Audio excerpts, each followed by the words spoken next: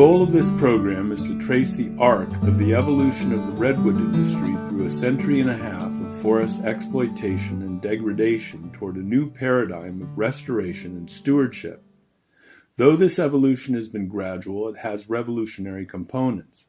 It's a lot of ground to cover, so, without further ado, we'll begin at the beginning. For most of its history, logging in the Redwood region is more accurately described as timber mining than forest management.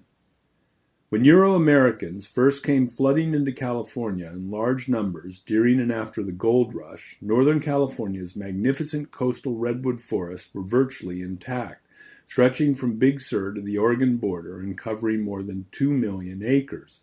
Many of the newcomers failed to strike it rich in gold and turned to harvesting the giant trees to provide lumber for booming development in San Francisco and other places on the West Coast.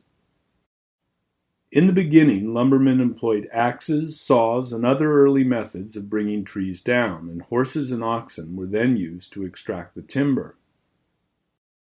Using these relatively primitive techniques, only the most accessible areas of forest were felled. While some areas were cleared of trees completely, in many cases loggers practiced high grading, concentrating on the biggest trees containing the largest quantities of valuable mahogany-colored heartwood, clear, tight-grained, naturally rot-resistant, and leaving many smaller, less valuable trees behind. In the late 19th and early 20th centuries, technology improved, allowing more forest to be cut and timber produced in less time. Portable engines called steam donkeys replaced oxen in removing logs from the forest, and narrow-gauge locomotives transported them on to the sawmills. The drive to rebuild after the 1906 San Francisco earthquake and fires kicked redwood logging into overdrive. Hundreds of logging towns and sawmills cropped up throughout the Redwood Range.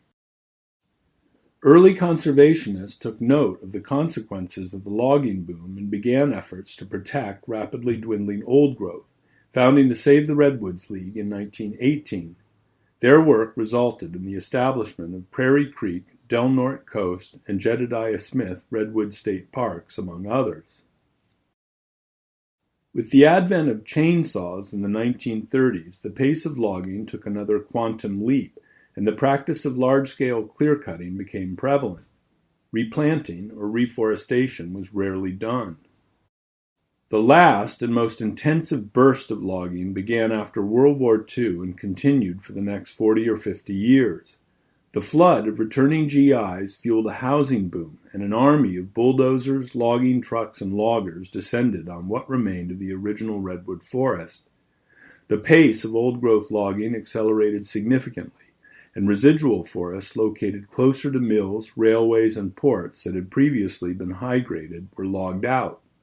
All this was encouraged by tax law. Between 1946 and 1976, California taxed landowners unless they cut 70% of their standing timber. Extensive clear-cutting, road building, and the use of tractors and bulldozers to skid logs out of the forest caused massive harm to waterways. Soil eroded from cut-over slopes, stream banks, and poorly built logging roads, filling waters with silt. Heavy equipment was used to drag logs out via creeks and streams, stripping away the fallen logs, boulders, and gravel beds that provided fish spawning grounds. Logging debris created log jams that made fish passage difficult. Finally, most of the trees shading waterways were removed, allowing the sun to raise water temperature to levels inhospitable to some fish. The predictable result was that populations of coho and chinook salmon and steelhead trout were decimated. Today, wild river populations of coho salmon are less than 3% of what they once were. Lumber production in the Redwood region peaked at more than 1 billion board feet a year in the 1960s and 70s. By the 90s, the overall volume of redwood production was about half of what it had been in the industry's heyday 20 years before. By the time Redwood National Park was created in 1968, most of the virgin forest on privately owned lands had been logged out. Nearly 90% of the original redwood forest had been cut down. Today, after more than a century and a half of logging, only about 4% of the old growth remains, nearly all of it in parks. But, as anyone who lives in this region knows, redwoods were not eradicated from the unprotected 96%. In some places, forests were permanently replaced by settlements, farms, and ranches, but in many others, second-growth forests grew back. People who do not live around redwoods may think of them as being delicate and slow to grow, but in fact they are one of the more resilient and fast-growing species around. In ideal conditions, a coast redwood can grow up to 10 feet in height annually, although 2 to 3 feet is more common. At 50 years, a redwood can easily be over 100 feet tall with a trunk several feet in diameter, big enough to yield a considerable quantity of lumber. Also, redwoods have an amazing capacity to sprout from the stumps and roots left behind after logging, which means they do not have to be replanted in order for forests to recover. Even though redwood forests can recover relatively quickly and easily, and therefore lend themselves to management, with a few notable exceptions, timber companies preferred to cut and run as long as enough merchantable timber remained. For its part, the state of California was slow to regulate the industry and require some degree of forest management. A state board of forestry was established in 1885, but for many decades it focused almost entirely on fire protection and suppression. California's first Forest Practices Act wasn't passed until 1946, but even then the committees tasked with developing rules for the regulation of logging were mostly made up of owners of timberland in a given region, and proposed rules then had to be approved by a 2/3 vote of all timberland owners. It wasn't until 1973 that a new Forest Practices Act was passed and a comprehensive set of rules instituted. The new FPA required that a timber harvest plan, or THP, be prepared by a registered professional forester for timber harvests on virtually all non-federal lands. New rules have been added since then, but the 1973 FPA remains the basic regulatory framework for timberland management in the Redwood region. The passage of the 1973 FPA was a significant step forward in the evolution of the industry from forest mining to forest management, and were the most stringent in the country at the time.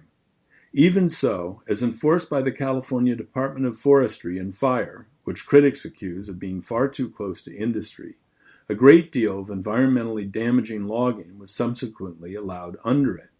Some of the largest companies operating in the Redwood region continued to hammer their forests, legally. Two flagrant examples in Mendocino and Humboldt counties respectively were Louisiana Pacific and the Pacific Lumber Company. Louisiana Pacific, or LP, was spun out of another timber giant, Georgia Pacific, in 1972 as a result of an antitrust suit. Led by CEO Harry A. Merlo, Jr., LP started out big and soon became even bigger. By 1982, it had 13,000 employees and was operating 110 plants producing a wide variety of wood and paper products in 13 states. A key asset that LP inherited from its parent was more than 230,000 acres of redwood and Douglas fir forest in Mendocino County, along with several sawmills. It wasn't long before CEO Merlo drew criticism for poor treatment of workers and the overharvesting of timber. In the wake of wage cuts, LP engaged in major clashes with labor unions. In the 1980s, seeing that they were losing, the unions even began to make overtures to environmentalists, taking stands against LP's proposed timber harvest plans. One union representative said at the time, quote, "The accelerated cut in Mendocino by LP will have economic impact upon us when LP is finished cutting over their timberlands and we can no longer look to them for jobs and taxes. We submit that they are not managing their property on a sustained yield basis, and we request that all timber harvest plans be reviewed with the effect upon the landowner's sustained yield program as the final determining factor predicating approval or rejection." End quote. In subsequent years, workers, environmentalists, and Mendocino County residents continued to find common cause over the issue of LP's extensive aerial spraying of herbicides, protesting through pickets, protests, and petitions. In the meantime, LP was cutting timber at roughly 3 times the forest's rate of growth. "We need everything that's out there," Merlot infamously told the Press-Democrat in 1989.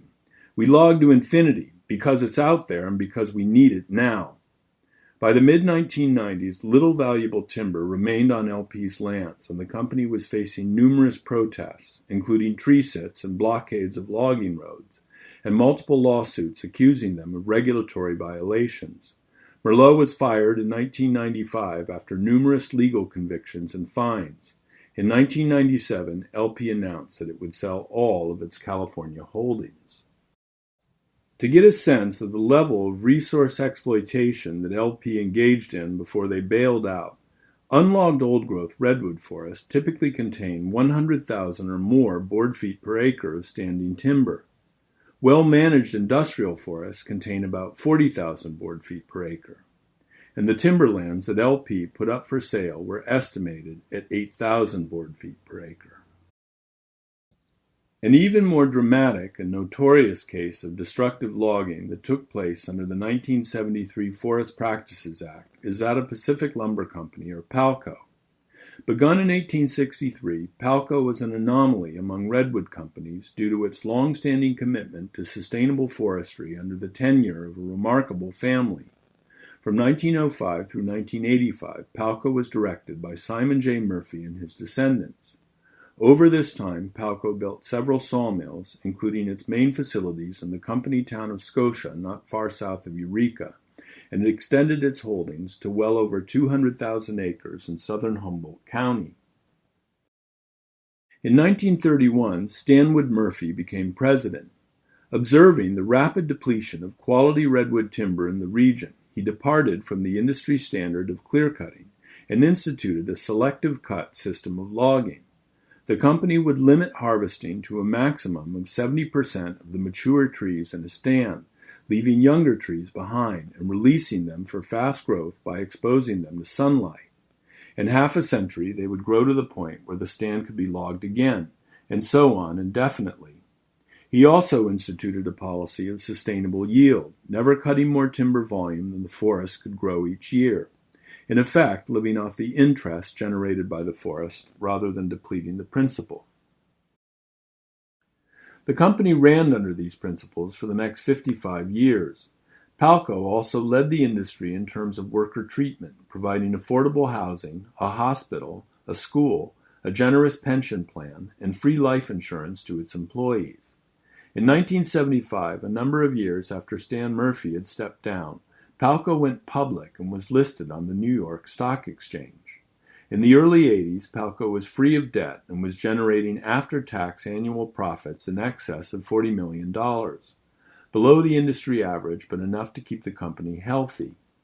While their rivals had long since been reduced to logging relatively low-quality second and third growth, PALCO had the largest loggable inventory of old-growth timber, 70% of what remained outside of parks, and a corner on the market for the top grades of redwood lumber. It's estimated that at that time, PALCO was sitting on $1.8 billion worth of timber. But these assets were undervalued on PALCO's balance sheet, and this, combined with relatively low profits, resulted in a share price that did not reflect the company's true worth. This made it an ideal target for takeover in an era where predatory acquisitions and leveraged buyouts were all the rage. In 1985, a Texan corporate raider named Charles Hurwitz bought PALCO with the help of $800 million in high-interest debt, borrowed from the so-called Pope of junk bonds, Michael Milken, and incorporated it into his own company, Maxam Inc. $800 million was a lot of debt, but Hurwitz had just acquired nearly $2 billion in assets, and to pay the interest he had to liquidate them, fast. First he sold off PALCO's San Francisco headquarters and raided the company pension fund. But by far and away PALCO's greatest asset was old-growth redwood timber, and in short order the rate of harvest was doubled, if not trebled, and the mill was put on double shifts. Stands of 1,000-year-old trees were being clear-cut at a speed and scale never seen before. Before long, environmentalists took note of the destruction and began to organize resistance under the banner of the radical environmental group Earth First. Led by charismatic firebrands like Darrell Cherney and Judy Berry, forest activists began holding rallies, blockades, and tree sits. As media attention increased, protesters were drawn to Humboldt County from around the country. In 1990, Earth First sought to turn the fight against Palco into an environmentalist cause célèbre, planning a summer of protests, rallies, guerrilla theater, and direct actions. A Redwood summer named after the Freedom Summer of the civil rights movement of the early 1960s. Palco fought back, rallying the support of its employees, timber-dependent communities, local media, businesses, and law enforcement. The community polarized between loggers and hippies, and things began to get violent. In May 1990, on the eve of Redwood summer, Cherney and Berry were driving in Oakland when a pipe bomb went off in their car, seriously injuring both of them.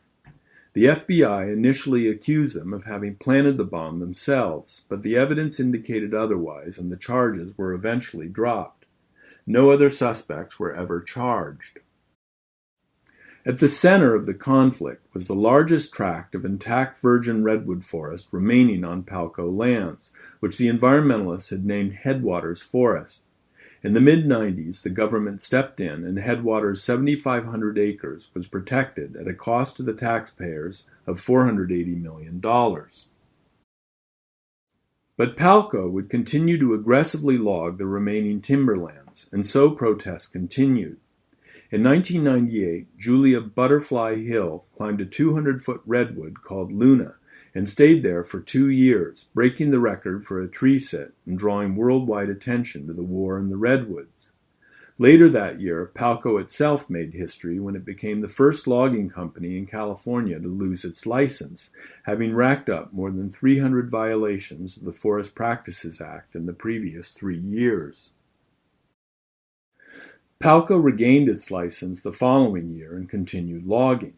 Less than 10 years later, in 2007, the company went bankrupt, leaving a legacy of hundreds of thousands of acres of badly cut-over forest, soil erosion from hillside clear-cuts and hundreds of miles of logging roads, degraded waterways, and festering anger in the community. Given what happened with LP and Palco, the decade straddling the turn of the century can be seen as the time period when, after nearly a century and a half of plunder, things finally hit bottom. But in retrospect, this period was also the turning point when, through a combination of necessity and a shift in the zeitgeist, the redwood industry and region began to transition from forest exploitation to stewardship. The first half of the 90s witnessed a grassroots convergence around the challenging question of how to create a new paradigm of ecological forestry in the Redwood region. North Coast foresters, environmental activists, landowners, loggers, natural resource scientists, and others shared a vision that a body of management guidelines could be assembled that would enable landowners to harvest timber while protecting and restoring the forest, watersheds, and wildlife habitat, and also creating a positive economic effect on forest-dependent communities. One of the manifestations of this vision was these 10 elements of sustainable forestry. Out of these guiding principles arose an organization called the Institute for Sustainable Forestry, which in turn created one of the first ecological forestry certification programs, Pacific Certified Ecological Forest Products. Inspired by the success of organic agricultural certification, the concept of certifying responsible forestry and forest products had taken root in the late 80s and early 90s, resulting in a number of seminal initiatives around the world. The core idea was to start with a standard that defines what constitutes good forestry. Supposing that all forest management takes place on a quality scale of 0 to 10, with 0 being the worst and 10 the best, let's say for the sake of argument that this standard represents 7.5 or better. Then, you audit forestry operations against the standard and give the ones that meet it the right to label their products as certified. If markets can be developed for the green label, then theoretically landowners who practice responsible forestry will be rewarded, and those who don't will have reasons to improve. This is the theory of change that underlay the founding of the first global forest certification system, the Forest Stewardship Council, or FSC, in 1994. FSC was created with the participation of many environmental groups, along with forward-looking companies, representatives of indigenous peoples, and those of many other stakeholder groups. The Institute for Sustainable Forestry's pioneering forest certification program for the Redwood region was subsumed into the FSC in the coming years. Forest certification was both a manifestation and a driver of the turnaround in forestry in the Redwood region, but there are many other dimensions to the change. There have been legal innovations. Organizations like the Pacific Forest Trust pioneered the development of working forest conservation easements, enabling private landowners, large and small, to receive tax breaks and other incentives for committing to conserve their forests and manage them responsibly. Conservation easements run with the land, so these commitments are binding and permanent. Other approaches to fostering change are based in policy. During this general time period, people began working on how legislation regulating greenhouse gas emissions, cap and trade, and carbon markets could be used to support restoration forestry. Both conservation easements and carbon credits address the challenge of how to underwrite forest restoration efforts financially when most of the valuable timber is gone, and it will be many decades before this changes. Then there's the nuts and bolts practitioners. There are those who have spent years honing techniques for managing degraded forests toward a healthier condition. There are others who have focused on restoring streams damaged by past logging, controlling erosion, recreating the conditions conducive to fish spawning and the survival of baby fish, and ultimately bringing back the salmon and trout. Finally, a significant and, to my mind, rather remarkable aspect of the transition has been a much-needed change in the practices of large industrial forestry operations in the region. One can view this change as being driven largely by necessity given the widespread depletion of saleable timber. But it can also be seen as part of a larger social awakening to the need to move away from the destructive exploitation of resources and toward stewardship and sustainability. To illustrate this, let's return to Louisiana Pacific and Pacific Lumber in the next chapter in the story. After LP put its Mendocino timberlands up for sale in 1997, the property was bought by an investment group controlled by the Fisher family, whose patriarch founded the clothing retail chain Gap. The new company was named Mendocino Redwood Company, or MRC, and its management soon announced that they were going to make a break from the past. Instead of overcutting, they promised to harvest less timber than grew annually in order to increase the volume and quality of standing trees over time. Instead of logging the few residual old-growth trees, they pledged to protect them. There were other commitments as well: protection of endangered species, erosion control and stream restoration, reduced chemical use, and the elimination of aerial spraying. MRC sought and received FSC certification in 2000. Noting that they were the largest landowner in the country to obtain FSC stamp of approval to date, MRC's president argued that it was critical to show success under the new regime since the rest of the industry would be watching. But LP had poisoned the well of community relations, and many Mendocino residents and activists strongly doubted that MRC would walk its talk. Not only that, they challenged both MRC's claims to be practicing sustainable forestry, as well as the integrity of FSC certification. Initially, in fact, conflict escalated when veterans of the struggle with LP led a multi-year campaign that called for a consumer boycott of Gap and its other brands, Banana Republic and Old Navy, organizing protests at stores across the country. MRC, however, did take steps in the right direction, bringing on a chief forester with years of experience responsibly managing redwood forest in the Santa Cruz Mountains, reducing the level of timber harvest, partnering with a number of local groups in slope stabilization and streambed rehabilitation initiatives, and, for the most part, eliminating traditional clear-cutting.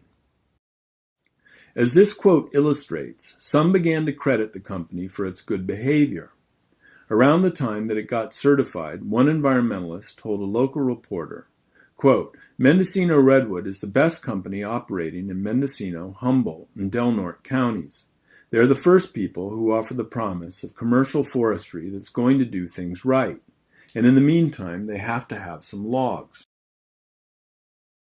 MRC turned away from clear-cutting in favor of a selection system of forestry where individual trees or small groups of trees are harvested. Let's take a brief aside to define some key terms related to forest management.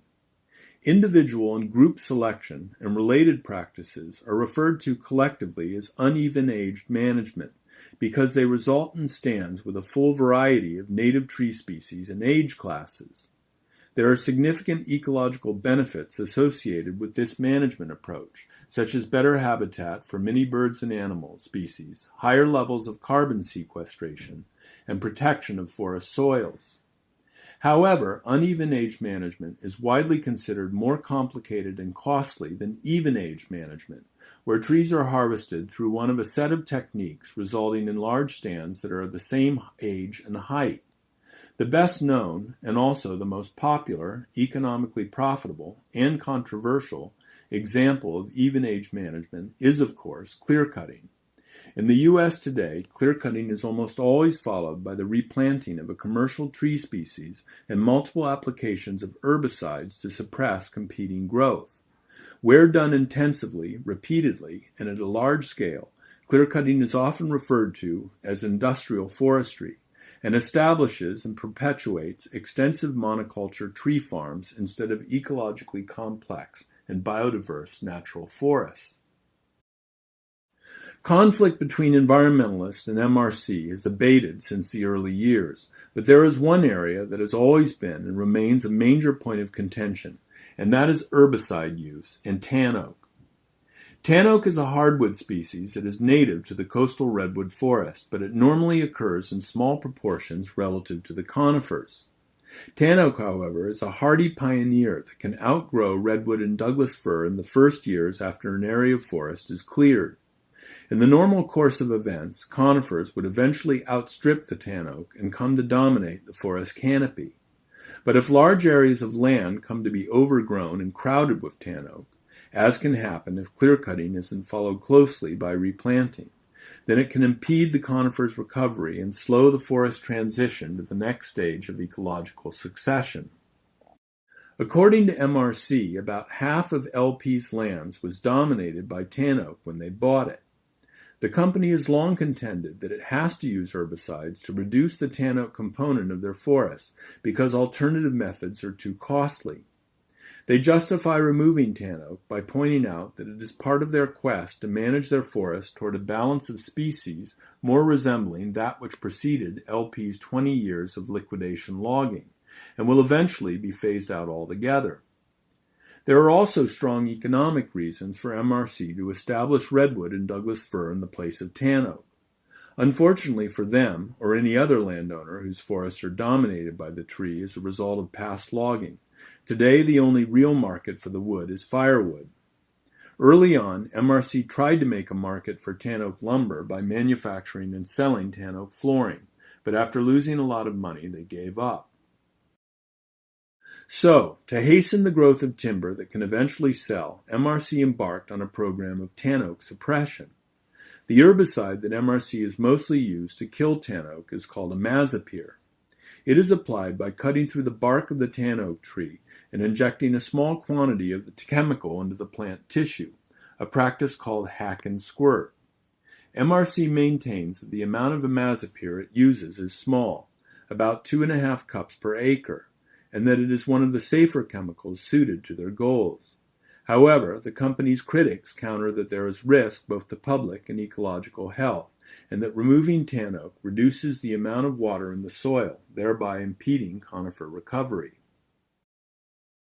Further, they charge that the large number of standing dead tan oak trees on MRC's lands, estimated to be as high as 15 million trees spread over 90,000 acres, poses significant fire risk. FSC prohibits the use of several of the most toxic forest chemicals, but does not ban imazapyr. a fact that only serves to confirm some people's poor opinion of the certification system. The fight over MRC's imazapyr use continues to rage to this day. In spite of this controversy, there is evidence that MRC has moved the dial in the right direction. A decade after it was formed, the company reported that its stocks of redwood and Douglas fir trees had increased by more than 25%.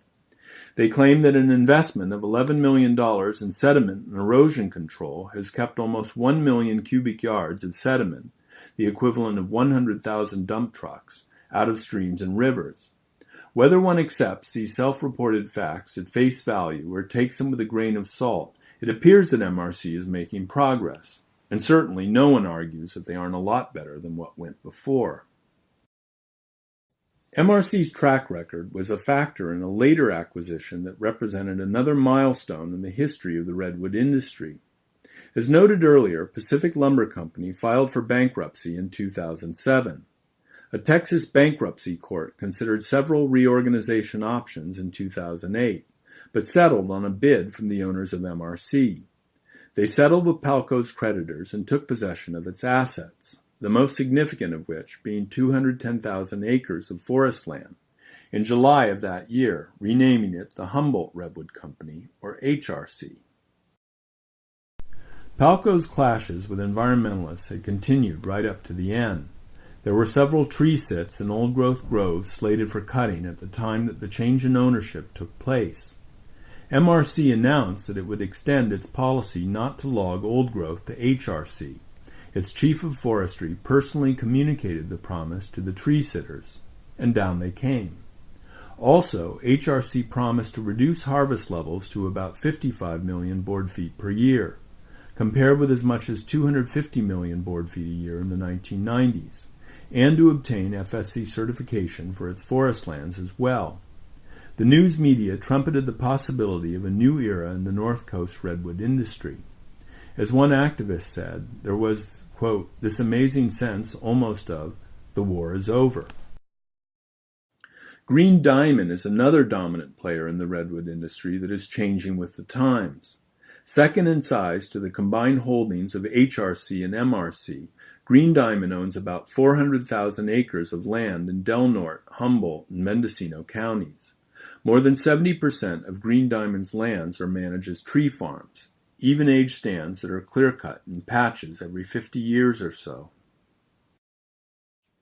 In 2013, Green Diamond followed in MRC-HRC's footsteps and got FSC certified. But unlike those companies, Green Diamond is continuing to clear-cut, albeit in 15-acre parcels with retention of patches of older trees to promote biodiversity and soil stabilization. Green Diamond also is maintaining forest buffers around waterways, including smaller streams, as you can see in this image, and taking measures to monitor and protect wildlife that the law does not require. Obviously, even-age management is allowed under FSC standards, a fact that has further diminished its reputation in some quarters. Before you include that FSC is bogus, however, consider the fact that its standards require substantial improvements over California's forestry regulations. As was previously noted, these, in spite of obvious flaws, are still the strongest in the nation. Also, it's critical to compare the forest practices allowed under FSC to the far more intensive industrial forestry certified by its main competitor, the Industry-Backed Sustainable Forestry Initiative, or SFI. Going counterclockwise from the photo on the upper left, the SFI-certified operations seen here are located in the Sierra Nevada, Oregon, Washington, and Nova Scotia. It's also worth noting that Pacific Lumber was SFI certified from 2001 until 2007 when they went bankrupt. This difference is part of why major environmental groups in North America and around the world continue to support FSC. Even though it's not perfect, unlike SFI, it raises the bar on status quo forestry that hugs the regulatory floor. While it's undeniable that tensions between environmentalists and industry are less than they were, it's not like everyone is holding hands and singing Kumbaya. In 2014, for example, environmentalists blocked roads and climbed trees on HRC lands in the Mattole watershed, saying that the company's definition of old growth was too narrow and would allow logging of stands that they were determined to protect. Still, the days of extreme polarization and conflict between environmentalists and industry seem to be receding into the past. While MRC, HRC, and Green Diamond are going above and beyond the law in many areas, they are still businesses bent on making money, and this leads them to harvest their commercial conifers when they are relatively young, between 50 and 80 years old. This is because of something called the time value of money. Basically, when a company invests money in timber, it effectively chooses not to invest that money elsewhere. Money invested in, say, stocks and bonds will earn interest or pay dividends on a regular basis. Investment in trees, on the other hand, will have to wait decades to generate a return.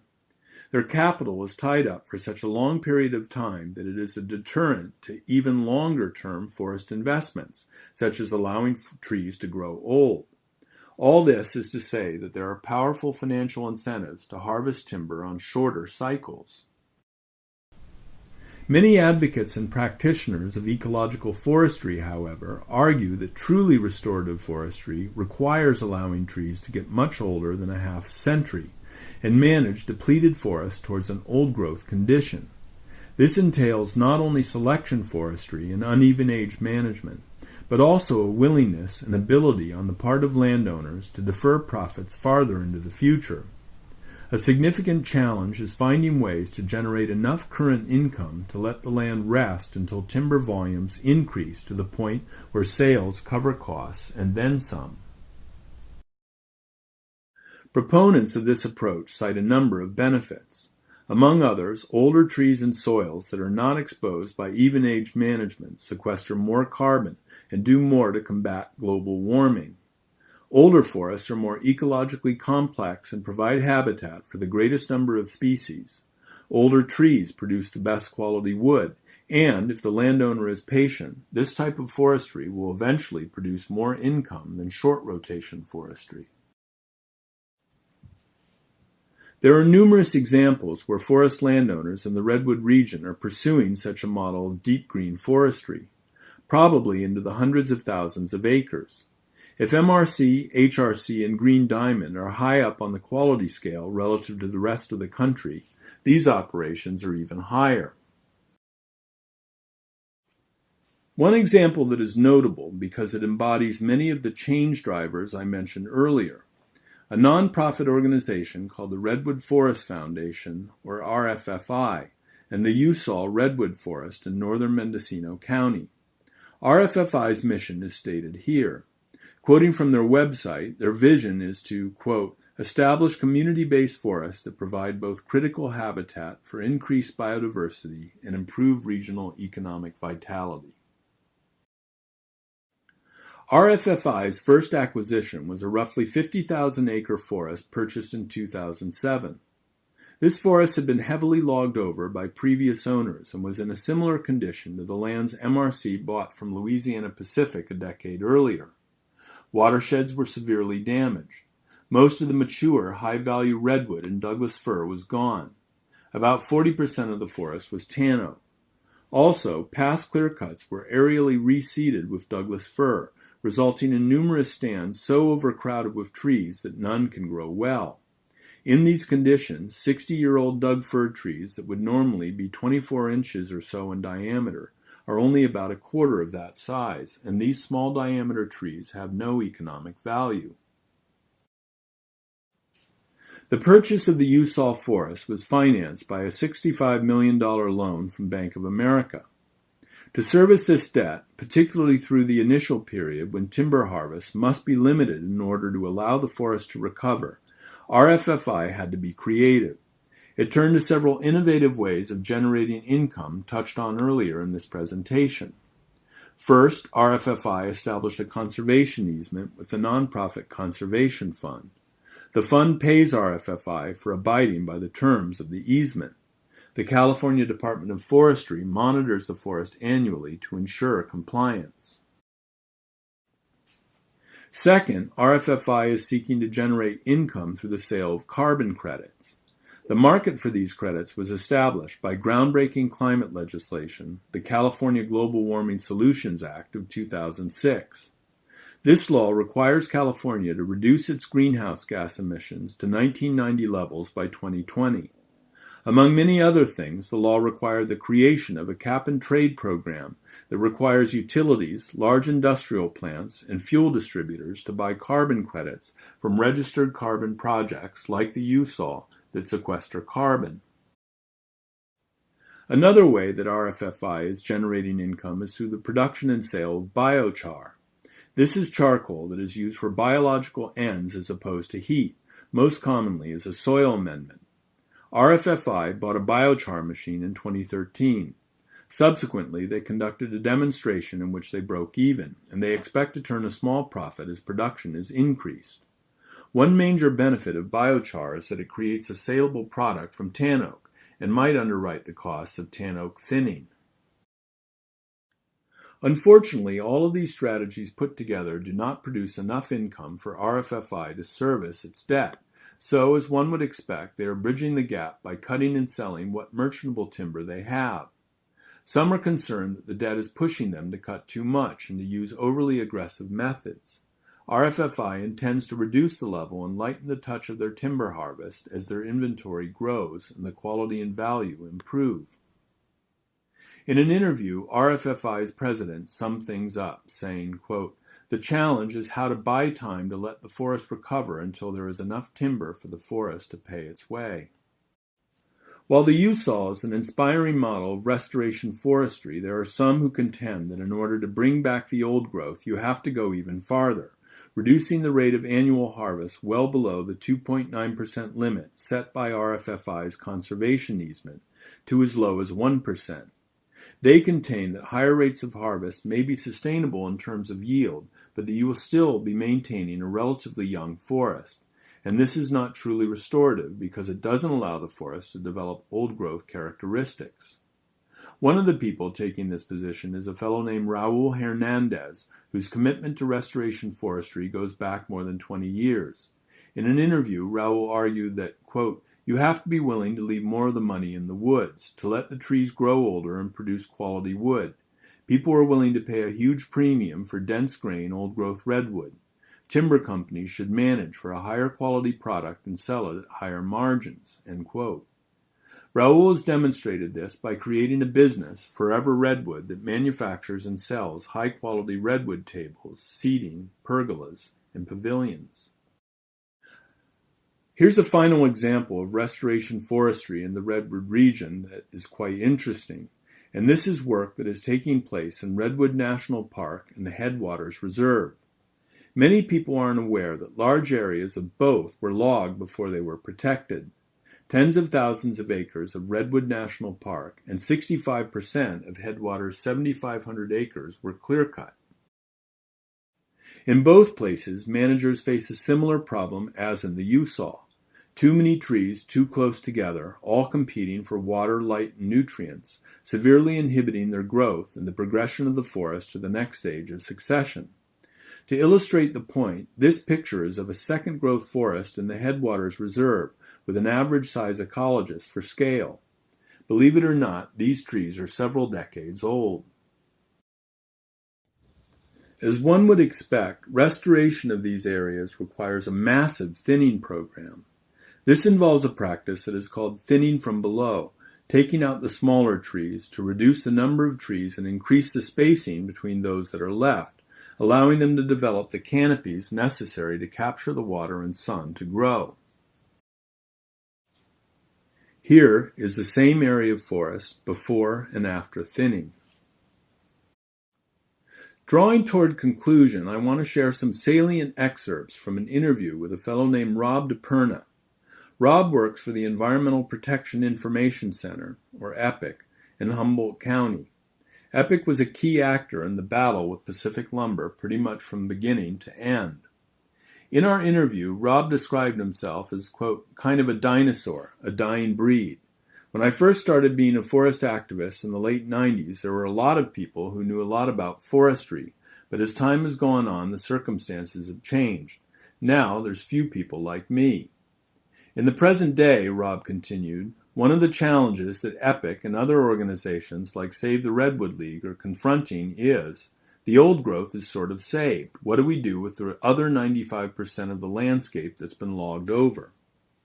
He told me about the restoration efforts at Redwood National Park and Headwaters, and then exclaimed, "It is so counterintuitive for people like me to think that forestry as a management tool is the answer to previous forestry." The transformation of forestry in the Redwood region is remarkable and unique. Many hundreds of thousands of acres of damaged forest lands are being logged and restored at a scale that has no equal anywhere else in the country.